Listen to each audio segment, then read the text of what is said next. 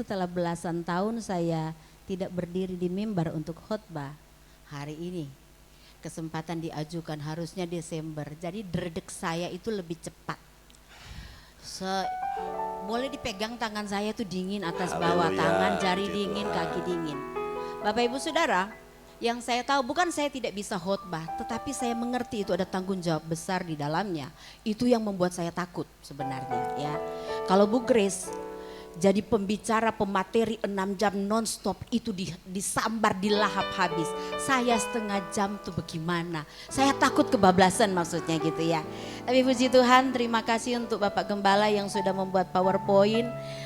Dan karena saya tidak bisa ya saya ditolong, puji Tuhan. Siap untuk dengar firman Tuhan Bapak Ibu semuanya. Haleluya. Kasih tahu kiri kanan, siap-siap. Pagi hari ini kita akan belajar satu topik yang sebenarnya itu sudah biasa. Mungkin Bapak Ibu sudah sering dengar, anak-anak pun mungkin sudah dengar. Ini lebih berharga dari permata. Lebih berharga dari permata. Coba lihat kiri kanan, terus lihat ini orangnya ini berharga atau tidak. Kasih tahu kamu berharga. Haleluya. Haleluya. Oke. Saya akan memulai dengan Amsal 31, saya tidak akan kemana-mana. Amsal 31 mulai ayatnya yang ke-10. Amsal 31 ayat 10, baik Bapak, Ibu maupun anak-anak mari baca bersama dengan saya. 1, 2, 3. Istri yang cakap, siapakah akan mendapatnya? Ia lebih berharga daripada permata. Amin. Istri yang cakap lebih berharga, Pak Ardi. Ya, cakap beda dengan cakep. Kasih tahu kiri kanan. Cakap beda dengan cakep ya. Istri yang cakap lebih berharga daripada permata. Apalagi kalau tambah cakep. Cakep saja sudah oke banget, berharga. Kalau pakai cakep, pol berharganya. Amin, setuju ya. Kita akan belajar hari ini. Bapak Ibu Saudara, saya berkata kepada diri saya dan saya juga ingin disampaikan kepada Bapak Ibu semua bahwa ketika seorang wanita dia memilih dan memutuskan untuk menikah. Ada yang memutuskan untuk tidak menikah, boleh angkat tangan? Wanita, ada? Ketika wanita memilih dan memutuskan untuk menikah, maka dia punya peran dan fungsi dalam keluarga. Wanita punya peran dan fungsi dalam keluarga. Minimal ada 3 peran wanita dalam keluarga. Pertama, dia sebagai istri. Yang istri katakan heeh. Sebagai ibu, yang kedua katakan sebagai ibu. Yang ketiga, peran wanita dalam keluarga adalah sebagai ksatria doa. Bukan cuma laki-laki, wanita ksatria doa. Nah, Amsal 31 ayat 10 dan seterusnya jujur itu menjadi inspirasi bagi saya. Ada sekian banyak tokoh-tokoh Alkitab, tokoh wanita Alkitab yang menginspirasi saya ketika saya masuk dalam pernikahan. Dan ini khusus untuk ini saya belajar sungguh-sungguh. Kenapa? Ketika saya menikah, posisi di rumah keluar orang tua saya ada 6 pengerja. Artinya apa? Kami tuh bisa tidak bekerja dan tidak tahu banyak hal, bisa seperti itu. Nah, ketika saya memutuskan untuk menikah, saya harus belajar khusus untuk ini dan banyak hal dalam Alkitab berkaitan dengan peran wanita. Hawa diciptakan bukan aksesoris. Jadi bukan sekedar pelengkap. Tapi Hawa diciptakan itu punya peran dan punya fungsi. Jadi wanita dalam konsep Jawa kadang-kadang disebut konco wingking. Jadi hanya teman di belakang. Tapi ternyata Tuhan menghargai perempuan-perempuan lebih dari konsep filosofi Jawa. Jadi perempuan itu bukan konco wingking yang tugasnya hanya maca, masak dan mana. Tidak, saudaraku. Lebih dari itu. Ada sebagai ksatria doa. Perempuan itu bukan hanya di dapur, di sumur dan di kasur. Bukan, itu filosofi yang salah yang harus kita perbaiki. Karena Tuhan punya rancangan yang jauh lebih mulia. Katakan sama-sama, jauh lebih mulia. Iya, kalau sebelahmu pria, katakan hargailah wanita-wanita. Haleluya. Iya. Ya.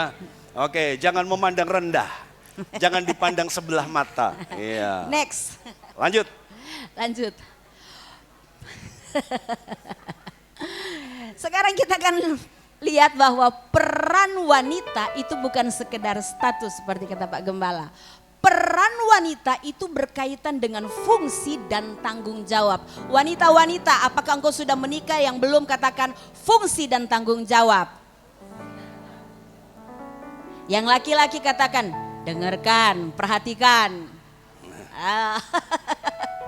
Yang kedua, peran wanita itu ternyata ketika dia memainkan peran pentingnya, dia butuh kecakapan. Dan ini kecakapan khusus. Menjadi istri tidak ada sekolahnya. Menjadi ibu rumah tangga tidak ada sekolahnya ketika itu. Sekarang banyak sekali pengetahuan yang bisa kita dapat. Parenting ini itu. Banyak sekali di sosmed. Tetapi ketika saya menikah dulu, itu gak ada. Pokoknya masuk trial and error. Uji coba, ini salah, ini benar, ini salah. Selalu seperti itu. Dan yang namanya kecakapan itu perlu dipelajari. Next. Kecakapan atau kemampuan atau kesanggupan menjadi wanita dengan peran pentingnya itu tidak datang tiba-tiba. Betul apa betul? Saya ketika menikah, masak nasi aja hangus Bapak Ibu. Kalau enggak hangus, tambah banyak air, bubur jadinya. Itu yang terjadi. Lebih pintar Pak Gem masak nasi ketika baru nikah. Saya harus diajar banyak gitu ya. Kecakapan itu tidak datang tiba-tiba. Perlu diajari, perlu dilatih, perlu disiplin diri. Dan berlangsungnya bukan hanya saat itu, tetapi berulang. Ibu, saya tidak tahu cara nyapu dan cara ngepel awalnya. Untuk ngepel lantai saja perlu kecakapan. Karena contoh, mungkin ada Bapak Ibu yang melihat kalau anak ngepel itu dari belakang dia ke depan. Ada? Ada yang seperti itu? Ngepel itu mundur bukan maju. Perlu kecakapan. Betul apa betul? Itu saja hal kecil itu harus dipelajari. Ya, harus belajar. Karena mereka biasa nanam padi maju, Bu. Iya. Jadi kalau mereka yang ngepel maju itu karena biasa nanam padinya maju. Jadi habis ditanam diinjak. Haleluya, puji Tuhan. Bapak Ibu Saudaraku, ada banyak tokoh Alkitab tuh perempuan. Dan ada banyak tokoh dunia tuh perempuan. Dan saya punya kata kreatif untuk Anda yang hadir hari ini. Perempuan-perempuan ini ditempa dengan kesulitan, diwisuda dengan kemenangan. Katakan keren saudaraku, haleluya. Yuk katakan sama-sama, ditempa dengan kesulitan, diwisuda dengan kemenangan. 1, 2, 3. Ditempa dengan kesulitan, diwisuda dengan kemenangan. Iya. Wah. Jadi nggak ada kemenangan kalau nggak ada kesulitan. Jadi ibu-ibu, wanita-wanita susah jadi wong wedok, susah jadi perempuan. Laki-laki juga susah, haleluya, puji Tuhan ya. Dan tidak ada yang mudah saudaraku. Ditempa dengan kesulitan tapi ingat akan diwisuda dengan kemenangan. Haleluya. Amin. Lanjut. Ayat yang kita baca tadi, istri yang cakap nilainya ketika dibandingkan dengan permata, katanya apa? Lebih berharga dari permata. Coba sama-sama dengan saya katakan lebih berharga dari permata. Dari permata. Siapa itu? Istri yang cakep, bukan sekedar istri. Saya belajar ketika topik ini dibahas di Women Conference, di konferensi wanita, bahwa ini termasuk wanita excellent, wanita unggul. Nah saya belajar betul-betul ini wanita unggul tuh seperti apa, istri yang cakap. Tapi sebelum kita lanjut, kita mau lihat yang satu ini, Vigo. Kita dengarkan Vigo. Ya, shalom Bapak Ibu. Shalom. Jadi ini ibadah spesial di mana kami ini disuruh maju mendampingi Ibu Gembala. Jadi nanti akan Vion juga ngobrol. Jadi begini Bapak Ibu, yang Bapak Ibu lihat dari keluarga kami ini mungkin terlihatnya baik-baik saja. Wah, keluarga Bapak Gembala, Bapak Ibu Gembala itu Mas Vigo, Mas Vion, wah udah berhasil semua ya. Wah udah kerja semua ya, udah pelayanan semua ya. Tapi Bapak Ibu harus tahu bahwa di belakang itu semua ada proses yang luar biasa yang kami alami. Saya ingat bagaimana dulu Papa, Mama, Pak Gem, Bu Gem itu mendidik kami luar biasa dalam hal ini sudut pandangnya wanita gitu ya, sudut pandangnya wanita. Bagaimana Ibu Gembala itu ngajarin kami hal-hal yang mungkin tidak pada umumnya. Artinya seperti ini, kalau Bapak Ibu pada umumnya ngajarin anak-anak sekolah harus pintar, sekolah harus berprestasi. Ibu Gembala tidak pernah menekankan kami berdua ini untuk juara. Ibu Gembala tidak pernah, Bapak Gembala juga, ya keduanya. Bapak Ibu Gembala itu tidak pernah menekankan untuk kami harus juara, harus berprestasi. Tapi apa yang ditekankan? Takut akan Tuhan. Takut akan Tuhan. Pernah dipaksa garap PR? Enggak toh? Enggak. Iya. Ya, Enggak jadi bebas. Tapi maksudnya begini Bapak Ibu. Ya bebas. Mau garap apa enggak bebas gitu. Tapi artinya begini. Yang ditekankan adalah takut akan Tuhan. Takut akan Tuhan. Karena ketika anak itu takut akan Tuhan, anak itu dekat dengan Tuhan, maka kepintaran itu juga akan datang kepada anak itu. Saya ingat sebuah pembicaraan lama kami berempat, bahwa mama itu kalau kita lagi ngobrol gitu ya, komunikasi, sharing apapun, pasti lari-larinya ke Tuhan. Waduh, kita mau ngomongin sekolah, kita mau ngomongin pasangan gitu ya, lari-larinya takut akan Tuhan. Nanti Tuhan yang arahkan ya. Takut akan Tuhan, kamu akan berhasil. Dan itu terinstal gitu. Kalau kita lihat kehidupan bangsa Israel, ada salah satu sistem di mana bangsa Israel itu mengajarkan anak-anaknya berulang-ulang. Ada tuh, ketika bangun tidur, ketika di perjalanan, ketika lagi makan, dan itu yang diaplikasikan. Ngomongnya itu aja gitu. Itu aja sampai kami itu masuk takut akan Tuhan, takut akan Tuhan. Apakah kami pernah salah? Oh iya, sering. Bukan berarti ketika takut akan Tuhan, belajar rohani gitu ya kami jadi sempurna. Oh tidak. Kami juga mengalami trial and error. Itu salah satu sudut pandang dari saya sebagai anak. Dan satu lagi Bapak Ibu, saya tertarik ketika Ibu Gembala menyampaikan Amsal 31. Ini bicara tentang wanita, begitu ya, wanita rohani. Saya tertarik dengan ayat yang ke-11. Itu mungkin bisa ditampilkan nggak multimedia? Nanti ayat yang ada. ke-11. Oke, mungkin nanti ada. Tapi ini saya sampaikan begini. Hati suaminya percaya kepadanya. Suaminya tidak akan kekurangan keuntungan. Garis bawahi kata kekurangan keuntungan. Apa artinya? Keluarga rohani yang baik adalah keluarga rohani yang bisa memanage berkat yang diberikan Tuhan. Bagi konsep dunia, yang cari kerja itu suami, yang mencari keuntungan itu suami. Tapi menarik di sini bahwa ayat 11 dikatakan suaminya percaya kepadanya dan suaminya tidak akan kekurangan keuntungan. Artinya ada peran istri di balik itu. Suaminya cari uang, suaminya cari penghasilan. Kalau istrinya tidak bisa kelola, ya tidak akan untung. Adanya buntung.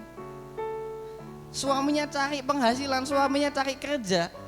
Peran istri yang baik adalah mengelola berkat Tuhan. Dan itu juga yang diwariskan Ibu Gembala kepada kami, atur uang baik-baik. Atur uang baik-baik, jangan berhutang. Ya, ini lagi jadi mindset kami. Berhutang boleh, kredit boleh, tapi dengan pertimbangan yang matang. Bukan berarti kami tidak pernah kredit gitu ya. Saya juga beli HP juga pernah kredit juga, beli apa segala macam pernah kredit, tapi dengan pertimbangan yang matang begitu. Garis bawah itu mengelola keuangan dengan baik. Ini dia. Suami cari kerja, istri kelola berkat dengan baik. takut akan Tuhan. Ya, itu perspektif saya sebagai anak, mungkin nanti bisa ditambahkan lagi oleh Vion. Puji Tuhan. Puji Tuhan. Beri aplaus buat Vigo. Bapak Ibu, saya ingat sekali ketika Vigo masih SD, kami mengajarkan dia tentang takut akan Tuhan seperti kata dia. Saking pinternya dia Bapak Ibu, dia kepengen cepet main. Itu ingat sekali saya, dia bikin soal matematika. Ketika pulang bukunya soal matematika 10, saya lihat semuanya benar. Jawabannya. Tetapi semuanya benar jawabannya. Tetapi saya lihat di kertas itu nolnya gede merah. Disalahkan gurunya. Padahal Saya bingung. jawabannya benar. Kok bisa begini ya, jawabannya benar, tapi kok disalahkan nol? Apa penyebabnya? Mau emosi, saya tahan emosi. Saya panggil temannya. Bawa bukunya. Ternyata Bapak Ibu, Vigo saking pinter bikin soal sendiri, jawab sendiri. Ketika dia SD. Itu salah satu kesalahannya. Saking pinternya. 10 soal bikin dewe, jawab dewe. Karena mau main, cepet main. Ya, itu saja tentang Vigo. Sekarang kita akan belajar tentang daftar kecakapan dari seorang wanita excellent yang ada di dalam pembacaan kita. Saya pakainya firman Allah yang hidup. Ayat 11, suaminya dapat mempercayai dia dan ia akan menyediakan segala keperluan suaminya dengan limpah. Bapak Ibu, dipercaya suami dan kemudian memenuhi kebutuhan suami dengan limpah. Bapak Ibu, mungkin di rumah ada Bapak Ibu punya pembantu rumah tangga. Dia bisa mengerjakan banyak hal untuk bisa memenuhi kebutuhan keluarga termasuk kebutuhan suami. Ingat istri, saya ingin kasih tahu, satu kebutuhan penting yang tidak bisa diberikan oleh pembantu rumah tangga. Istri tahu ya, itu khusus disediakan dengan limpah. Semua mungkin masak, belanja, cuci piring, masak setrika, betul, itu bisa dikerjakan oleh orang lain, oleh perempuan lain yang kita berdayakan di dalam rumah. Tetapi untuk kebutuhan yang satu ini, itu hanya bisa diberikan oleh istri. Saya tidak akan bicara lebih dalam soal ini ya, tetapi saya percaya ibu-ibu, para istri tahu kebutuhan itu apa. Itu bicara tentang kasur ya. Lanjut. Iya, jadi Bapak Ibu Saudaraku, ketika suami bisa percaya, maka kiranya setiap kita bisa dipercaya dalam hal keuangan, bisa dipercaya dalam hal hubungan. Karena apalagi kami ini puji Tuhan di satu area, kerjanya di satu area, tapi suami istri yang kerja berbeda area, maka istri-istri dan juga suami, mari kita saling bisa menjadi pribadi yang bisa dipercaya. Dalam keuangan jujur antara suami dan istri. Dalam hubungan juga saudaraku jujur. Ya, jangan hanya mesra dengan pasangan tapi di luar ada hubungan-hubungan yang lain. Tapi kiranya kita bisa menjadi orang-orang yang dipercaya yang pertama oleh pasangan kita. Kalau kita bisa dipercaya oleh pasangan kita, maka karir kita, di kantor kita juga pasti bisa dipercaya. Ya, bos kita, orang lain pasti juga bisa percaya kepada kita karena kita sudah terbiasa dipercaya di rumah. Oke, lanjut. Ayat yang ke-12 firman Allah yang hidup. Coba sama-sama kita baca. 1, 2, 3. Ia tidak akan menjadi penghalang bagi suaminya, melainkan menjadi penolongnya sepanjang hidupnya. Bapak Ibu, bukan berarti kami tidak pernah ada konflik dalam rumah tangga. Cukup sering. Tetapi konflik itu bukan untuk membuat hancur dan kemudian pisah, bukan. Tetapi itu untuk menyatukan pikiran suami dengan pikiran istri. Suami bisa mengerti perasaan istri, istri bisa mengerti pikiran suami. Istri di dalam ayat ini dikatakan dia jadi penolong. Ini butuh kecakapan, bukan penghalang. Jadi istri adalah cermin suami ya Bapak Ibu Saudaraku. Jadi kalau mau lihat kualitas seorang istri bisa lihat dari suaminya.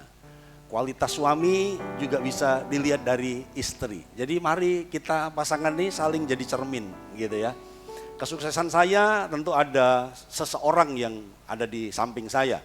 Kesuksesan Bu Bel juga ada orang yang di samping. Jadi kita adalah penolong, istri itu penolong. Jadi motivasi suamimu selemah apapun dia.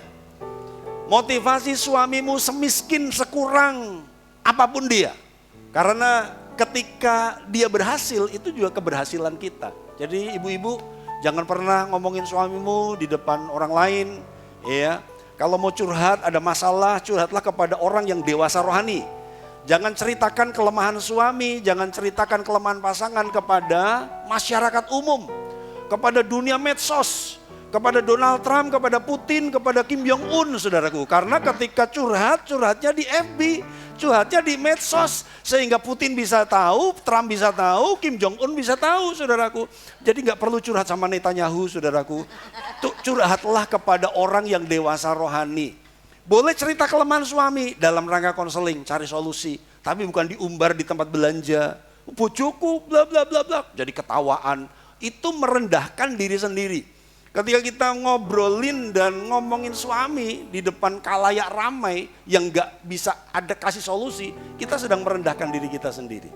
Jadi merendahkan pasangan sama dengan merendahkan diri sendiri. Lanjut.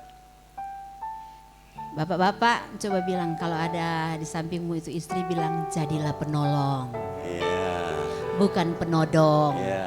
Ya, oke. Para pria yang belum menikah dengar baik-baik juga ya. Ayat ke-13. 13. Ia wanita ini mencari bulu domba dan serat dan memintalnya dengan rajin seperti kapal saudagar. Ia membawa makanan dari tempat yang jauh. Kesimpulan dari ayat ini adalah rajin bekerja, bukan pemalas. Sama-sama katakan, aku mau rajin bekerja. Aku mau rajin bekerja. Lanjut ya. Coba bilang sama sebelah, kalau sebelahmu istri jadilah kapal saudagar, jangan kapal induk. Bilang gitu saudara, bilang sama sebelah. Haleluya, puji Tuhan. Perempuan-perempuan karisma siap jadi kapal saudagar, amin. Amin. Bukan kapal induk yang sukanya perang, haleluya. Ya. Oke, lanjut. Ayat 15, oke mari. Saya baca lagi ya. Ia bangun sebelum matahari terbit untuk menyiapkan sarapan bagi seisi rumahnya dan mengatur tugas para pelayan perempuan. Saya terbantu.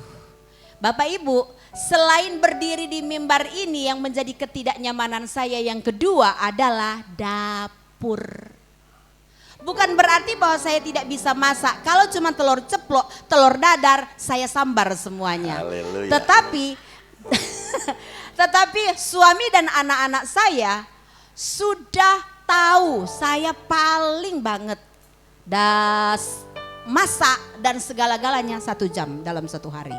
Saya tidak akan pernah mengizinkan waktu berlebih dari itu. Karena kalau tidak habis tenaga saya di situ. Dan saya tidak bisa melakukan hal yang lain. Jadi ketidaknyamanan saya yang berikut setelah panggung mimbar adalah dapur. Tetapi saya harus jujur, saya harus katakan kepada diri saya sendiri, kamu tetap harus melakukan itu. Gak nyaman, tapi harus, tapi wajib. Ya puji Tuhan, bisa masak minimal sarapan. Minimal sarapan. Ini loh ayatnya bilang begitu loh. Ia menyediakan makanan, menyiapkan sarapan bagi seisi rumahnya. Nah, dan kemudian berikutnya ternyata dia mengatur pembagian tugas dan tanggung jawab. Mungkin Bapak Ibu berkata, Bugem, di rumah nggak ada pelayan, tidak ada orang kerja. Saya mau bagi tugas kepada siapa? Bagi tugas kepada anggota keluarga. Ya, sejak masih kecil, anak-anak kami ajar, kami didik. Nyuci piring setelah umur berapa? Tapi minimal mereka siapkan mainannya harus taruh di tempatnya. Mainan-mainan setelah bermain taruh di tempat sama-sama dengan mama. Ayo kita kumpulkan mainannya. Yang kedua, mereka harus bangun tidur sesudah berdoa. Tempat tidurmu harus bersih, harus rapi. Itu tidak bisa ditawar. Saya ngajari walaupun pertama masih kayak gitu-gitu. Tetap harus belajar. Engkau laki-laki, tetapi mama tidak akan terus mendampingimu belajar. Yang berikutnya cuci piring. Ketika Vigo dan Vion kami sering tinggal karena pelayanan keluar, mereka ada di rumah, saya ajari mereka masak nasi dan kemudian nasi goreng. Kami hanya menyiapkan makanan-makanan sederhana, mie instan untuk mereka. Saya kasih tahu Vigo, Kak, hati-hati dengan kompor. Jangan kamu pergi main dan kemudian kamu masak lalu kemudian kamu tinggal. Rumah ini akan terbakar gara-gara kompor kamu tinggal. Jadi sejak mereka masih SD kelas 2, kelas 3 mereka sudah biasa masak makanannya sendiri. Dan saya ketika mereka masak saya dampingi mereka dan ajari. Nasi gorengnya nasi goreng super minim. Nasi, kecap, masako, titik. Itu tuh, karena mereka nggak suka bawang putih, nggak suka waktu masih kecil, nggak suka. Lalu pakai mentega, sudah. Sesudah itu mereka plating, masing-masing plating. Ada ya di TV ada acara, apa sih acaranya itu yang masak-masak gitu, yang ada jurinya, masak-masak ada jurinya. Nah mereka masak, mereka plating, lalu kemudian mamanya yang jadi juri. Kalau Vigo, oh ini rasanya 8 misalnya, Vion rasanya 9, tapi plating Vion 8, Vigo 9, jatuh-jatuhnya sama. Nilainya harus seperti itu, ngatur pembagian tugas dalam rumah harus. Kami mencoba menerapkan itu dalam keluarga kami ya. Ya, memang kesannya masak itu kalau di konsep umum itu bagian perempuan gitu ya. Tetapi bapak-bapak juga harus paham bahwa istri kita, pasangan kita itu punya kapasitas. Jadi jangan dipaksa lebih. Kalau engkau lebih pintar masak, ya puji Tuhan. Karena banyak chef juga itu laki-laki gitu. Ada pria-pria yang pintar masak. Diajari boleh, tetapi dipaksa, dihakimi, apalagi disalibkan jangan, saudaraku ya, haleluya ya. Kowe iki lho nek masak itu lho, mbok koyo mbok jum biar bisa bikin gudeg. Wah, gudeg yujum saudaraku. Ya nikah aja sama yujum saudaraku ya. Mbok kamu tuh seperti mbok sabar toh, nek bikin ayam goreng itu enak. Mbok kamu seperti Nyonya Menir nek bikin jamu minuman enak. Ya nikah aja sama Nyonya Menir saudaraku ya. Iya, berdiri sejak lama sekali. Jadi Bapak Ibu saudaraku, mari kita berkomunikasi ya. Pasangan kita punya kapasitas bahkan dalam hal masak gitu ya. Coba sebelahmu bilang, bangun rumah tanggamu bukan rumah makan. Bilang saudaraku, bilang ya. Ya. Jangan terlalu menuntut makan enak sebab engkau sedang membangun rumah tangga bukan rumah makan. Haleluya. Lanjut. Ayat 16 ya. Coba sama-sama kita baca 16, 18, 24 sampai 24 dan 24. 16 sampai 18 dan kemudian 24. Mari 1, 2, 3. Ia pergi untuk melihat sebuah ladang dan membelinya. Dengan tangannya sendiri ditanaminya kebun anggur. Ia rajin bekerja. Ia tahu bahwa barang dagangannya menguntungkan. Ia bekerja sampai larut malam. Ia membuat pakaian dan ikat pinggang dari kain lenan untuk dijual kepada pedagang. Ini kecakapan yang dimiliki oleh wanita excellent, wanita yang unggul dalam Amsal, yaitu dia punya sense of business. Saya jujur mau belajar punya sense of business dan susah sekali saya bikin karya ini dan itu, maunya dijual, bikin ya figura-figura maunya dijual. Ternyata saya tidak punya sense itu, tetapi saya tidak berhenti. Apa ya yang bisa buat saya jual ya? Akhirnya ketemunya rosok. Haleluya, puji Tuhan.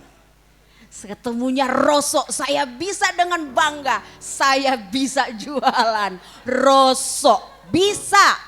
Pendeta yang jadi pemulung ini saya dan sudah terkenal di wilayah. Ada barang-barang yang perlu dijadikan rosok saya ambil ketika tidak digunakan oleh yang ketempatan. Saya heran Bu Grace itu pecut kuda jadi duit. Haleluya. Itu loh. Pecut kuda bisa jadi rumput itu, pecut kuda. Bisa jadi uang. Bapak Ibu punya sense of business gitu yang bisa ditaruh Tuhan di dalam hati. Walaupun mungkin itu nilainya mungkin kelihatan kecil, tapi terus dan terus itu akan menghasilkan keuntungan. Tapi Bu Gem pernah ada suami curhat ke saya. Ya. Dia curhatnya itu negatif. Pak, istri saya itu punya sense of business, Pak. Dia suka menjual, kulkas dijual, perabot dijual, gitu, TV dijual. Saya pergi kerja, perabot masih lengkap. Tapi saya pulang kerja, kosong rumah, semuanya dijual. Apakah itu sense of business, Bu Gem? Wah, dia ngeluh dengan itu. Jadi jangan begitu juga, saudaraku ya. Maksudnya jual tapi beli lagi, untung jual. Kalau jualnya untung nggak apa-apa gitu ya. Untuk tapi kalau jualnya rugi ya jangan. Haleluya ya. Jadi itu bukan sense of business tapi sense of destroyer. Nah, gitu. Oke, kita lanjut ya. Masih bersama dengan saya, masih bersama Amen. dengan kami ya. Oke. Ini hal-hal yang sederhana, simple, disampaikan juga dengan santai. Saya berharap nilai-nilai ini masuk di dalam setiap hati dan pikiran kita semua ya. 19 dan 20. Ia menjahit pakaian. Sama-sama, 1, 2, 3. Ia menjahit pakaian untuk orang miskin dan memberi dengan murah hati kepada orang yang berkekurangan. Kesimpulan yang saya tarik dari ayat ini adalah wanita ini punya kecakapan yang lain lagi, yaitu dia punya jiwa sosial yang sehat. Memiliki jiwa sosial yang sehat. Saya mengenal satu orang. Jiwa sosialnya oke banget. Tetapi akhirnya makan di dalamnya. Saking belas kasihan. Lihat orang susah, pengen ngasih. Lihat orang tidak punya, pengen ngasih. Itu bagus. Itu bagus. Tapi tidak sehat. Tetapi ternyata kenapa tidak sehat? Orang yang sama terus menerus datang kepada orang ini. Terus menerus. Sampai dia gondok dan dia tidak tahu bagaimana caranya untuk menghindar dan menghentikan orang ini yang terus datang. Itu namanya jiwa sosialnya tidak sehat. Kurang sehat. Ingat Bapak Ibu, memberi itu Tuhan ajar sama kita. Tapi jangan sampai kita memberi, tapi kita sendiri mengeluh dengan itu. Itu tidak akan pernah jadi berkat buat kita. Ketika kita memberi, kita punya jiwa sosial, pastikan itu lakukan dengan tulus. Lakukan dengan tulus dan kepada orang yang lain yang coba memanfaatkan kita, ajari dia untuk tidak terus bergantung kepada kita. Ajari dia untuk mengandalkan Tuhan. Jadi sifat yang Tuhan mau dari bagian ini Bapak Ibu Saudaraku adalah kita nggak boleh bergaul dengan orang-orang yang hanya ada di atas. Tapi Tuhan mau kita juga menyentuh mereka yang miskin, menyentuh mereka yang berkekurangan. Saya bersyukur Bu Febe ini walaupun dandannya heboh, dandannya enak dilihat dan wanita modern, tapi ngerangkul orang belel juga nggak ragu-ragu gitu ya. Bergaul sama pemulung, meluk nenek-nenek yang bau, yang kutunan saudaraku dimandikan. Jadi mari kita punya jiwa sosial yang sehat ya. Kita nggak boleh hanya bergaul dengan yang kaya-kaya, yang wangi-wangi, yang banyak duitnya. Tapi kita harus juga bisa merakyat ke level grassroots. Dan itu hati Yesus. Yesus tuh bisa gaul sama orang kaya. Tapi Yesus juga dekat sama orang-orang miskin. Yang papa, yang hina. Dan itu yang Tuhan mau. Ita dulu. Iya, silakan. Ita mau ngomong sesuatu. Haleluya. Kesaksian pendek. Supaya ini bukan hanya sekedar teori ya Bapak Ibu. Shalom Bapak Ibu. Shalom. Saya akan sharing satu hal, banyak sebenarnya tapi karena cuma 5 menit sudah. Kurang lebih 2 tahun saya bergabung di keluarga ini. Dan saya bersyukur, saya melihat dari sisi peran wanita sebagai seorang mertua dan menantu. Saya sebagai menantu, Mama sebagai mertua saya. Dan kesaksian ini cukup mengubah stigma atau anggapan banyak orang bahwa pada umumnya hubungan anak, menantu dan mertua itu seringkali tidak akur. Dan banyak itu kejadian di mana-mana. Dan saya sendiri belum punya referensi secara alami, dalam arti saya mendapatkan perlakuan apa dari keluarga. Karena saya anak pertama yang menikah, jadi belum pernah ketemu sama anak menantu dari orang tua atau keluarga dekat, belum ada. Jadi ketika saya masuk dalam keluarga ini, saya belum punya referensi apapun tentang sikap mertua itu seperti apa. Tapi mungkin kalau kita nonton di TV banyak contoh-contoh yang tidak baik. Tapi yang pertama yang saya mau ubah dalam diri saya adalah stigma paradigma itu yang salah. Namun secara umum bahkan di sekeliling kita itu banyak ya cerita-cerita, oh mertua itu jahat, galak dan semuanya. Tapi saya mertua perempuan maksudnya. Karena itu kan yang lebih dekat daripada bapak mertua. Lalu saya sendiri mengubah itu sebelum saya menikah. Saya percaya bahwa saya akan mendapatkan mertua yang baik. Jadi ketika saya punya paradigma yang baik, ketika diperhadapkan nanti dengan ibu mertua, itu kan sebelum menikah. Artinya ketika mertuanya mungkin menegur atau segala macam, itu bukan sesuatu yang jahat bagi saya. Dan saya membuktikan dan melihat itu di mama. Puji Tuhan. Saya bersyukur dan pasti Bapak Ibu sudah mengalami, yang sudah menikah tahu dan yang punya menantu tahu piluknya atau apapun yang terjadi di antara hubungan Bapak Ibu dengan mertua gitu loh. Tapi dengan menantu mungkin mengalami cekcok, salah paham, mertua galak, menantu malas, suami lebih sayang orang tua daripada istri dan masih banyak lagi. Namun saya mengalami hal yang berbeda. Saya tidak mencium aroma-aroma seperti itu dari mama.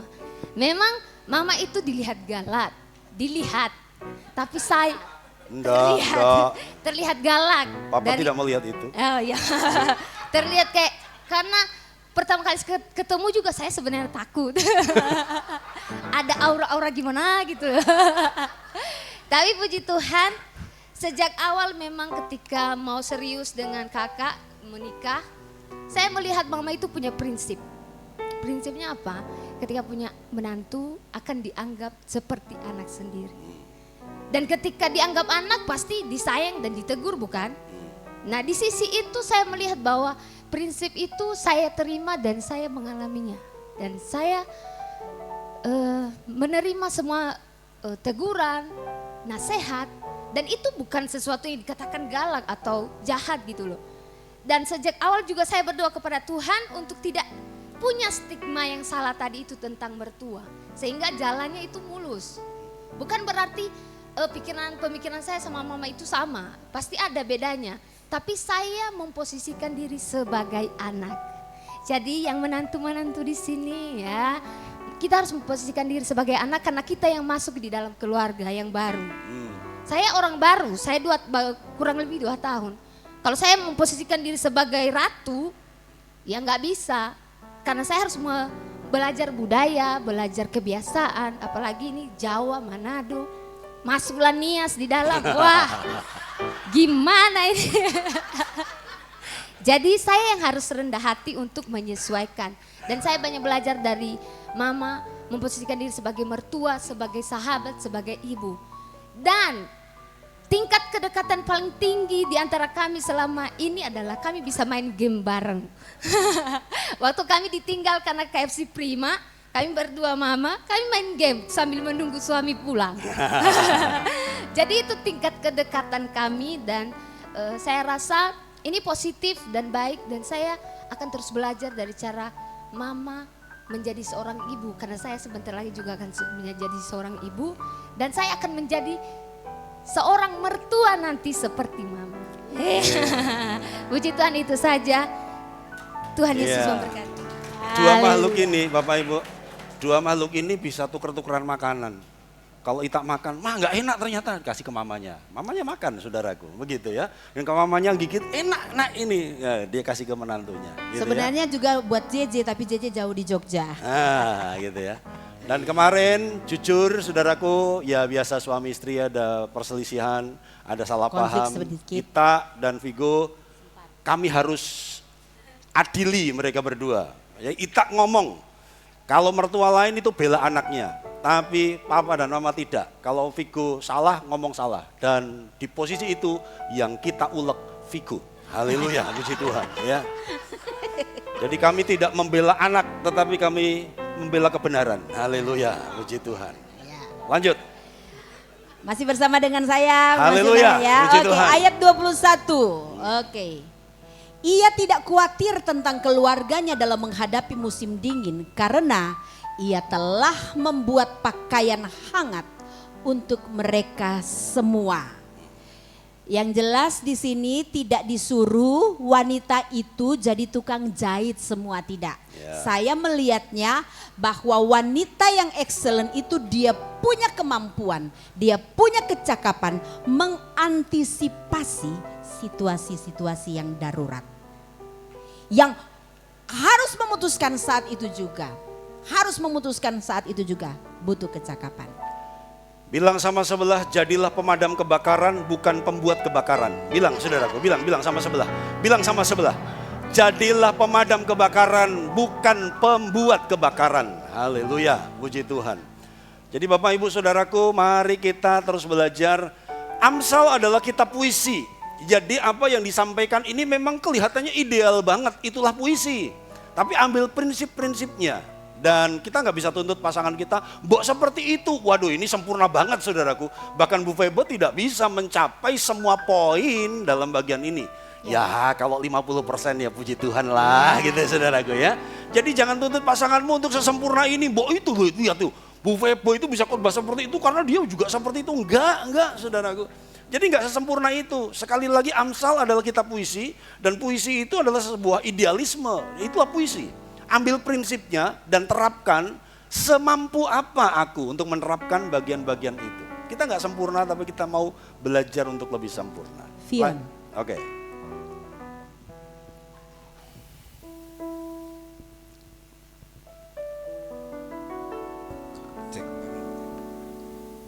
Kalau saya nggak percaya sebenarnya waktu Bugem mama saya tuh nggak bisa masak banyak, saya nggak percaya Bapak Ibu.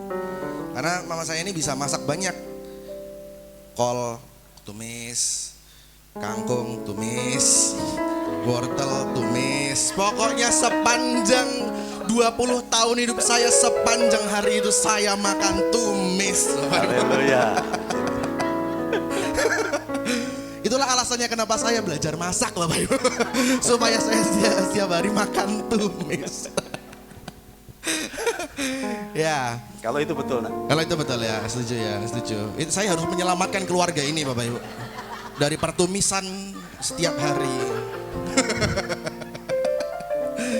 Ya. Kalau papa saya Bapak Ibu, ini mereka ini berdua saling melengkapi sebenarnya. Dalam pertumbuhan hidup saya mereka berdua saling melengkapi. Yang pertama, kalau Pak Gembala ini mengajarkan saya gimana caranya dapetin cewek Bapak Ibu. Wes.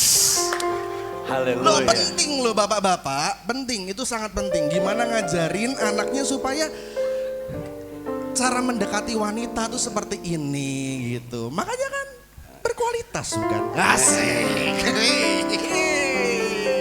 Masuk Bapak Ibu ya. Betul, karena Pak Gembala bilang gini, sempat ngasih ilmu kepada saya yang diturunkan kayaknya dari Eyang Kakung nih. Jadi ilmu ini diturunkan turun-temurun ya. Dengar anak-anak muda. Dengar anak muda ya. Jadi Pak Gembala pernah sampaikan kepada saya bahwa kalau kamu mau nembak cewek, pastikan 100% diterima. Jadi jangan gambling, jangan kita nggak tahu diterima nggak ya, nggak diterima nggak ya gitu. Jadi pastikan dulu diterima. Supaya nggak malu gitu. Makanya setiap kali saya nembak puji Tuhan selalu benar Bapak Ibu, selalu diterima gitu. Karena ilmunya dari ayah saya gitu. Jadi bagaimana kita memperlakukan wanita, jadi sebelum nembak tuh diperlakukannya dengan baik dulu, kenal keluarganya dulu dan segala macam. Peran ibu adalah dia selalu hadir di setiap kisah cinta saya. Wes gitu ya. Mah aku lagi deket sama ini gitu. Bu Gembala tahu, saya lagi deket sama ini. Mah aku disuratin, nanti cerita ya. Mah aku disuratin sama 5 cewek. Wes. Bu Gembala tahu, jadi Bu Gembala ini tipe yang selalu ada dalam kisah cinta saya Bapak Ibu. Sorry ya. Gitu. Jadi dalam perjalanan mantan-mantan saya sebelumnya, dari saya kecil, saya SMP, SMA, Bu Gembala nggak pernah melarang saya nggak boleh pacaran, nggak boleh pacaran. Nggak pernah dilarang seperti itu. Yang penting pacaran boleh, toh juga masih anak-anak. Pacarannya kayak gimana sih zaman dulu ya? Pacarannya masih gimana sih? Cuman main-main. Yang penting jaga kekudusan. Selalu itu poinnya. Nggak apa-apa. Silakan, itu normal. Kamu laki-laki menyukai wanita itu normal. Sex education lagi ya kan, seperti yang disampaikan Pak Gembala beberapa waktu yang lalu. Ya, jadi Ibu Gembala adalah sosok yang selalu ada di kisah cinta saya, Bapak Ibu. Di setiap perjalanan wanita yang bersama dengan saya selalu ada Bu Gembala, begitu. Dan kalau Bapak Ibu Gembala berpikir bahwa saya dan Bu Gembala itu selalu akur, tidak. Sangat tidak. Karena kami ini Tom and Jerry, Bapak Ibu. Haleluya. Betul. Jauh kangen, dekat berantem. Gitu. Hubungan kami ini seperti Tom and Jerry, Bapak Ibu. Jadi kalau jauh kangen gitu, kayak kepikiran sehat nggak ya gini-gini. Tapi gengsi mau nanya gitu kan, oh gengsi. Tapi kalau dekat berantem, Bapak Ibu, berantem. Karena ini nggak apa-apa ya, tak buka ya. Tahukah Bapak Ibu bahwa saya ini adalah anak yang hampir digugurkan, betul ya? Hampir digugurkan. Jadi dalam hamilnya Bu Gembala, hamil saya, isinya ada saya kecil di situ, ya. Saya hampir digugurkan. Alasannya apa nanti biarkan Bu Gembala yang cerita. Jadi hal itu sudah dibereskan. Saya itu sudah beres. Klarifikasi dulu. Aman. Suaminya gimana? Aman. Klarifikasi dulu. Hal itu yang membuat saya berdampak ke jiwa psikologi saya, Bapak Ibu, gitu. Secara mental itu cukup berpengaruh sebenarnya. Karena dari awal sudah diniatkan untuk digugurkan, tapi ternyata rencana Tuhan tidak jadi. Saya lahir di dunia ini atas persetujuan Tuhan. Dan dalam perkembangan waktu saya jadi anak bungsu yang sangat dimanja, gitu, sangat dekat. Saya melihat kakak saya gitu kan, dari SD udah ke Madiun. Ya, SMP bareng sih di sini di Magelang. SMA ke Malang. Kuliah di Salatiga, sementara saya di Kalinegoro dan Kalinegoro, Bapak Ibu. Begitu. Dari yang satu sosok yang ingin digugurkan dan ditolak, pas masih di janin ditolak, lalu pas lahir tumbuh besar dimanjakan, itu sangat berpengaruh ke jiwa mental saya. Saya jadi orang yang nggak berani ambil keputusan. Saya jadi orang yang kabur kalau ada masalah. Saya nggak berani konfrontasi. Itu cukup berpengaruh di mental saya sebenarnya. Ya inilah keluarga kami, Bapak Ibu. Mungkin Bapak Ibu hanya bisa melihat, wah sempurna, ideal, begitu ya, indah melayani Tuhan bersama-sama. Tapi proses di baliknya ini sebenarnya tidak mudah, tidak sesempurna itu, Bapak Ibu. Ada masalah, berantem, wah saya pernah, Bapak Ibu. Karena marah sama mama saya, ini posisi lagi di Bali, Bapak Ibu. Posisi lagi di Bali. Saking marahnya kami lagi menuju ke pantai Pandawa. Kami lagi menuju ke pantai Pandawa. Kalau Bapak Ibu tahu, ke pantai Pandawa itu ada jalan turun gini-gini, berkelok-kelok turun. Saya turun dari mobil, saya kabur, Bapak Ibu. Di Bali begitu. Karena saking marahnya, jadi entah saya pengen menghilang dari Bali, saya ingin stay di Bali gitu. Niatnya gitu. Cuman pas turun kayak, ya Tuhan, HP dan dompetku masih di mobil. Ya, saya nggak punya apa-apa. Akhirnya saya jalan kaki ke hotel. Gitu, karena saking marahnya. Jadi saya hanya ingin membuka Bapak Ibu bahwa apa yang Bapak Ibu lihat sekarang ini mungkin baik-baiknya saja, tapi keluarga hamba Tuhan pun sama seperti Bapak Ibu. Kami sama begitu. Bahkan mungkin lebih parah, mungkin. Intinya kami posisi di sini, keluarga kami ada di sini, ini tidak lebih tinggi, tidak lebih hebat dari Bapak Ibu.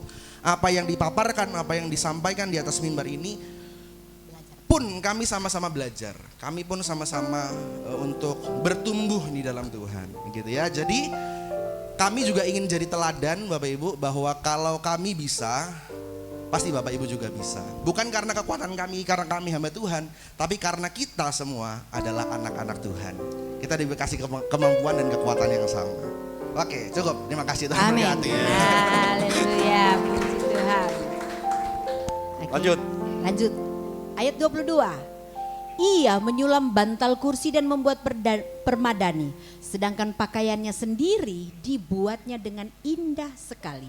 Kain ungu terbuat dari kain lenan asli. Dari ayat ini kesimpulannya adalah wanita excellent, wanita yang unggul.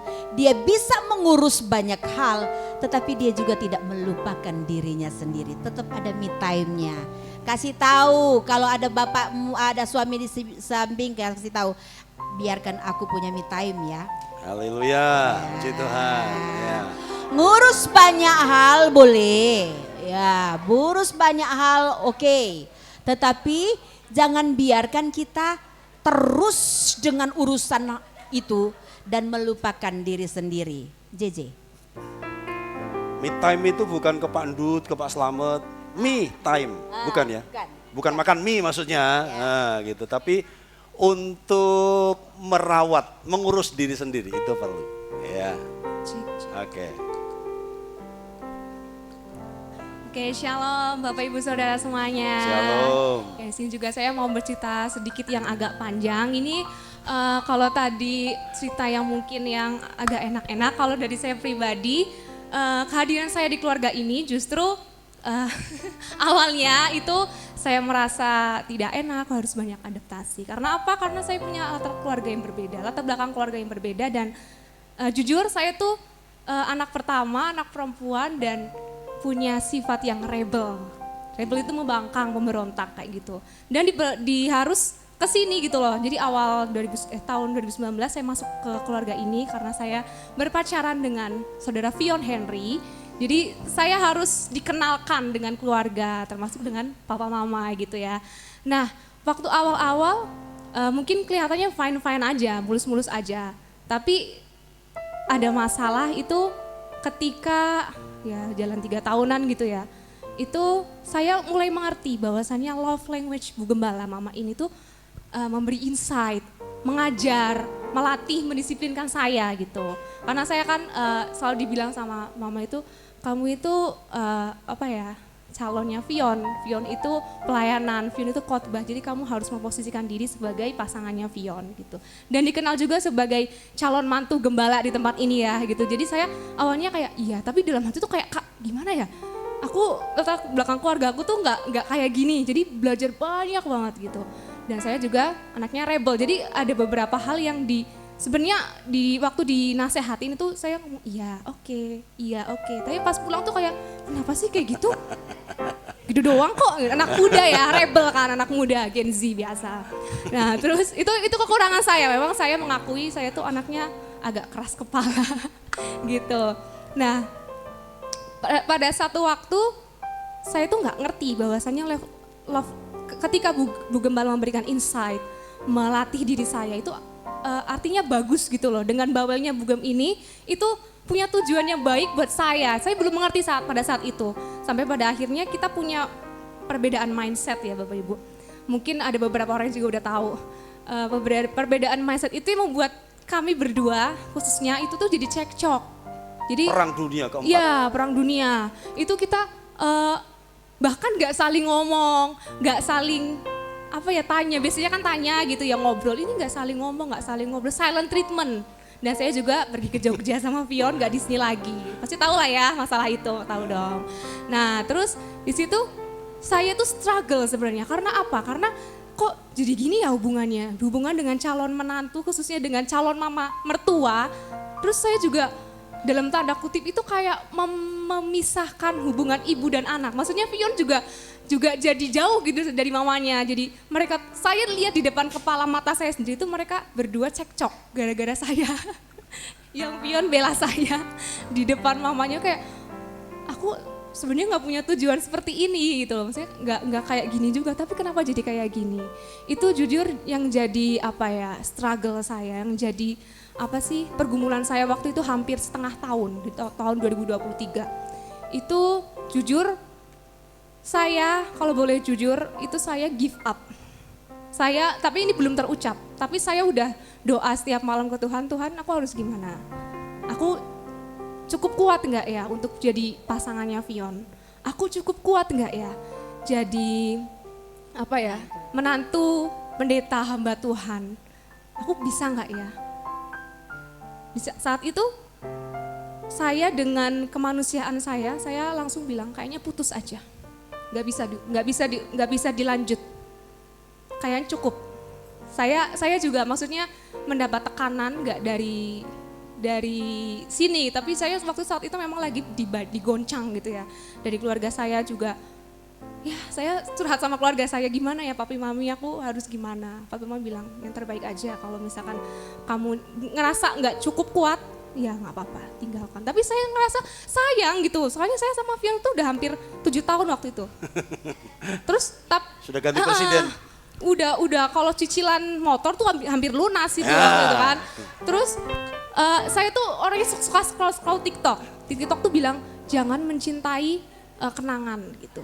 Terus oh iya berarti selama ini saya mencintai kenangan. Terus waktu itu memang hampir mau putus ya. Tapi nggak tahu kenapa pada satu waktu saya ini sangat bertekad harus dilakukan rekonsiliasi sama papa mama gitu ya. Jadi dengan Fion, papa mama, keluarga lah kita harus rekonsiliasi.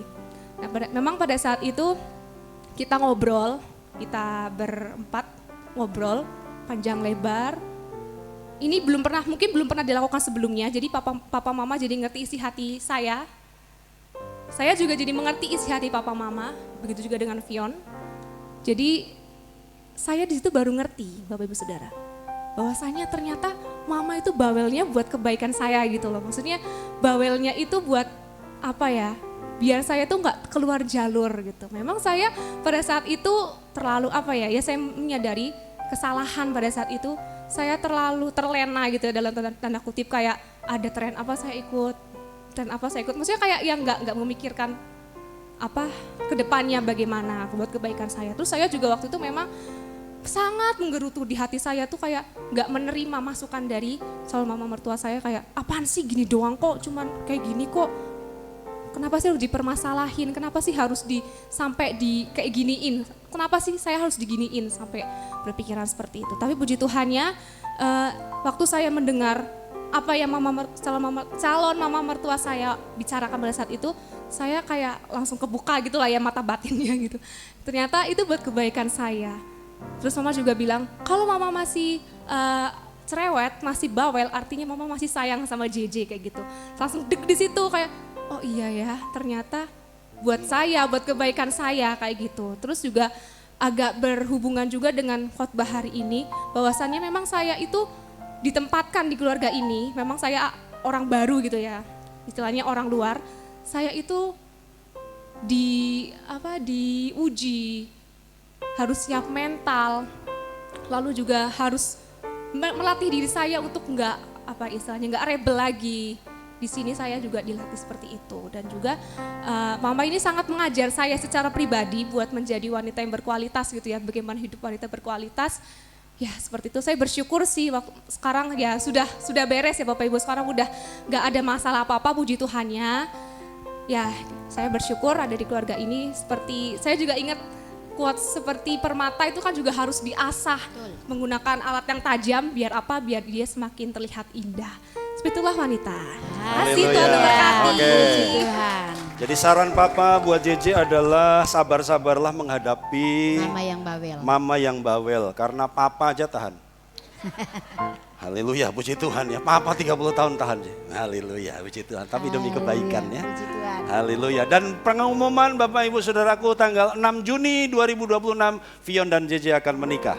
Haleluya. 26 Juni 2026. Ya. Oke. Tapi yang diundang hanya yang sering komen WA. Haleluya. Oh, enggak. Guyon Saudara. Enggak. Lanjut. Mau lanjut? Sudah jam Iya. lagi. Ayat Baca 23, suaminya dikenal orang di pintu gerbang ketika ia duduk bersama para tua-tua negeri. Perhatikan Bapak Ibu Saudara, wanita excellent dengan sekian kecakapan yang dia miliki, ternyata ada suami yang dia harus topang. Banyak di luar sana bilang begini, bahwa di balik suami yang sukses ada istri penopangnya, ya, gitu katanya. Jadi suami itu punya pengaruh penting di masyarakat. Mungkin dia secara struktural mungkin tidak di struktural masyarakat sebagai pemerintah, tetapi suaranya bisa didengar. Ya, jadilah pendorong suami. Suami buat suami semakin naik, semakin next level. Itu tugas dan panggilan para istri. 25. Kekuatan dan kemuliaan ada padanya dan ia tidak takut akan usia lanjut. Apabila ia berbicara, kata-katanya bijaksana dan lemah lembut. Dari ayat ini kita belajar, ini adalah wanita yang bermartabat. BIMK bilang bahwa ia adalah wanita yang berwibawa dan dihormati. Bicaranya berkualitas. Kalau bicara berkualitas itu bukan berarti bahwa dia punya sekian kamus kata yang sulit-sulit untuk disampaikan kepada orang, bukan itu. Tetapi kata-kata yang dikeluarkan itu bisa membangun orang, bisa menasehati orang, bisa memberi pengaruh baik kepada orang. Itu bicara yang berkualitas. Katakan bersama-sama, say no to gossip. Say no to gossip. Wanita ini menjauhi yang toksik. Dia bisa dengan cepat tahu, oh ini toksik. Mundur, menghindar. Berikutnya, wanita ini bahkan sampai ketika dia usia lanjut, dia tidak haus validasi, enggak butuh-butuh pengakuan. Yang dia butuh pengakuan Tuhan, itu lebih tepatnya. Butuhlah dengan pengakuan Tuhan. Saya bilang begini kepada Tuhan, Tuhan, sepanjang umur hidup saya sudah berikan kepada Tuhan. Kalaupun dalam saya menyampaikan kebenaran ada sekian banyak orang yang tidak suka dengan kebenaran itu, gak apa-apa Tuhan. Walaupun sebenarnya ini tekanan berat di dalam saya, tapi saya bilang begini, satu yang saya inginkan ketika saya pulang kembali ke rumahmu Bapa, saya ingin satu katamu, cukup satu, saya gak mau yang lain. Kata S-A-B-A-S, sabas. Apa artinya sabas? Sabaslah hai hamba yang setia, saya cuma butuh itu dari Tuhan. Kalau mungkin kita tidak dapatkan pengakuan apapun dari manusia, Tuhan menyiapkan itu buat kita ketika kita melakukan pekerjaannya. 27 ya, lanjut ya kita cepat ya.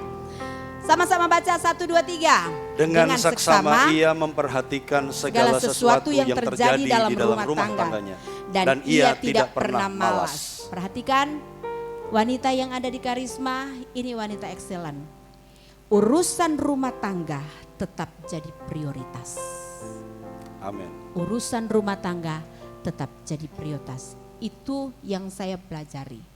Saya harus lakukan ini. Saya nggak nyaman di dapur, tapi saya harus kerjakan. Saya nggak nyaman berkhotbah seperti ini, tapi saya harus tunduk kepada suami, lakukan. Hal-hal yang membuat kita nyaman enak kita lakukan. Tetapi apa yang menurut kita bukan passion kita nggak mau lakukan. Saya harus menundukkan diri. Dan saya belajar dari wanita ini. Mari belajar. Mungkin jatuh bangun nggak apa-apa. Tapi itu proses belajar buat kita. 28. Anak-anaknya menghormatinya dan menyebut dia berbahagia. Demikian juga suaminya yang memuji dia dengan kata-kata ini. Ada banyak wanita yang baik di dunia ini, tetapi engkaulah yang terbaik dari semuanya. Amen. Coba kalau istri di samping kasih tahu engkau yang terbaik. Engkau yang terbaik. Engkau yang terbaik. Bapak Ibu, ini juga mungkin remaja, kok ini buat orang tua, siapkan diri untuk punya wanita yang seperti ini. Anak-anak muda, remaja, laki-laki yang pengen punya wanita excellent ke depannya, katakan amin. Ya, oke. Yang remaja-remaja putri, aku mau seperti wanita yang ada, ya wanita excellent. Coba, yang mau katakan amin. Belajar, itu tidak datang tiba-tiba. 31, pujilah dia atas segala kebaikan yang telah dilakukannya, segala perbuatannya yang baik itu akan mendapat penghormatan dan penghargaan, bahkan dari para pemimpin bangsa sekalipun. Dari ayat-ayat ini kita dapati begini, wanita itu akan mendapatkan apresiasi. Jangan dulu dari luar, di dalam keluarga. Yes. Semua yang engkau lakukan untuk keluarga, tulus engkau lakukan untuk keluargamu, maka yang akan memberi apresiasi, yang akan muji itu suami dan anak-anak. Tidak selesai di situ, dia akan lanjut. lingkungan akan melihatnya dan kemudian sampai ke pemerintah. Saya ingat satu pembicaraan saya dengan satu kepala RW di Mangga. Saya suka sekali nyapu-nyapu, ambil-ambil bersih-bersih lapangan di Mangga 5. Kepala RW sudah almarhum beliau. Dia datang kepada saya yang lagi bersih-bersih. Kenapa? Dia bilang begini. Dia dengar satu suara nyanyian dari kamar mandi. Nyanyi. Lagunya itu, ku percaya kau Tuhan yang tak pernah gagal. Nyanyi banter banget. Kalau dari kamar mandi itu suaranya bergaung keluar ke lapangan. Pak RW bilang begini, si ibu itu masalahnya berat, tapi kok nyanyi gitu loh. Nyanyi gitu loh. Orang itu ada di sini. Orang itu ada di sini. Ya. Izinkan orang lain memberi apresiasi. Mungkin tidak langsung kepada orang yang lain, kepada saya yang dengar langsung. Orang lain bisa memuji kita. Kita dalam pergumulan berat, kita dalam persoalan yang pelik. Tetapi ketika kita memuji Tuhan, kita takut akan Tuhan. Ini istri yang excellent ya, istri yang cakap. Kita takut akan Tuhan, orang lain tahu. Dan mereka memberi penilaian baik buat kita. Terakhir saya bacakan, ini halaman terakhir lalu saya closing. Kemolekan mungkin hanya kedok belaka dan kecantikan tidak abadi. Tetapi perempuan yang takut dan hormat kepada Allah akan dipuji. Dalam bahasa terjemahan baru, saudaraku, kemolekan itu bohong. Jadi kita boleh punya kecantikan luar, tapi itu sementara. Kemolekan hanya kedok belaka, kecantikan gak abadi. Ya, akan keriput, akan tua. Tetapi perempuan yang takut dan hormat kepada Allah akan dipuji. Jadi mari punya kekuatan rohani, cantik di luar, cantik di dalam. Cantik rohani, cantik fisik. Ya, saya akan closing, Bu Gembala boleh duduk, enggak apa-apa. Siapkan pujian penyertaan-Mu Tuhan, segalanya bagiku. Saya akan closing 5 menit, saudaraku. Iya. Jadi kalau wanita excellent ini dipuji, mendapatkan pujian yang layak, maka kita harus belajar untuk melihat itu, ya. Suami mahnya muji, ya, orang lain muji, anak-anaknya muji. Dan kita lihat referensi dari Kidung Agung 2 ayat 2. Baca sama-sama, ini perkataan Salomo kepada pasangannya. 2, 3. Seperti bunga bakung di antara duri-duri, demikianlah di antara gadis-gadis. Jadi dia berkata, pasangannya itu seperti bunga bakung di tengah semak-semak duri. Dia terindah, dia terbaik. Lanjut. Ini keseharian Bugem, saudaraku ya. Di luar dandannya yang menarik kalau di acara resmi, tapi kalau hari-hari ya glosor, saudaraku ya. Ngurus bunga dan kemudian ini siap untuk mendandani sederhana gereja desa. Jadi kami punya program redecorate, simple redecorate. Jadi enggak heboh-heboh, tapi inilah hati Bugem ya saudaraku. Ini contohnya next, ini before dan after. Jadi gerejanya simple redecorate saudaraku ya. Dan visinya 100 gereja, sudah tercapai mungkin 70-an, baru 70. Visinya 100 gereja desa di redecorate ya, dandani supaya cantik, supaya manis begitu ya. Lanjut. Kesatria urusan sampah, haleluya, puji Tuhan ya. Jadi nggak takut kena asap, nggak takut kena panas matahari. Banyak perempuan yang pakai skincare, perawatan dan menghindari matahari. Sukanya matahari yang adem, saudaraku ya, yang di Artos, haleluya ya. Tapi saya bersyukur tidak dengan Bugem, sampai Ita ngomong kalau ada asap pasti ada mama. Jadi bukan ada asap ada api saudaraku, tapi Ita bilang ada asap pasti ada mama, haleluya. Jadi walaupun pakai skincare tetapi urusan-urusan kasar juga harus mau mengerjakan. Dan kita doakan supaya Bugem panjang umur. Lanjut saudaraku, nah inilah kesatria doa. Haleluya, puji Tuhan ya. Kesatria doa. Iya, Ini foto di mana nggak tahu ini Bugem ya. Iya, ini foto di AI, haleluya ya. Foto di AI, saudaraku ya. Kesatria doa, foto di menoreh saudaraku, haleluya. Ini latar belakangnya gunung. Jadi kiranya Bapak Ibu nggak perlu kenal Bugem sifat yang lain, tapi kenallah dia sebagai pendoa, itu saja ya. Aku perlu Bugem, aku perlu seorang istri yang seperti ini dalam fungsi doanya. Udah masak nomor 2 saudaraku ya. Haleluya, kalau Anda bisa bersih-bersih rumah itu bonus, tetapi doanya itu yang diperlukan. Terus jadi kesatria doa Bugem, ya. Lanjut, bahkan maskeran pun doa. Haleluya, puji Tuhan ya. Awas yang berani ngetawain, haleluya, didoain loh, haleluya ya.